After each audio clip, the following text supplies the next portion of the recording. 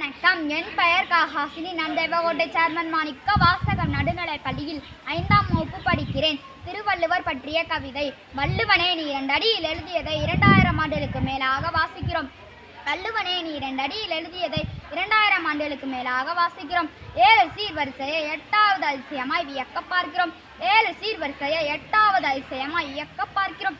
அறம் சொல்லி பொருள் தந்து காமக்களை ஊட்ட நீ தந்த முப்பாலை நாங்கள் தேன் அடிக்கிறோம் தினமும் அடிக்கிறோம். அறம் சொல்லி பொருள் தந்து காமக்களை ஊட்ட நீ தந்த முப்பாலை நாங்கள் தேன் அடிக்கிறோம் தினமும் அடிக்கிறோம். உன் குரல் திருக்குறளாய் விண்ணை தொட்டதும் வானம் வசப்பட்டது. உன் குரல் திருக்குறளாய் விண்ணை தொட்டதும் வானம் வசப்பட்டது. நிலவோடு நட்சத்திரங்களை வைத்துக்கொண்டு பல்லாங்குழி ஆடுவது போல் நீ எம் தமிழோடு நெறிகளை வைத்துக்கொண்டு நர்த்தனம் ஆடியதை உலகமெல்லாம் கண்டுகளித்தது.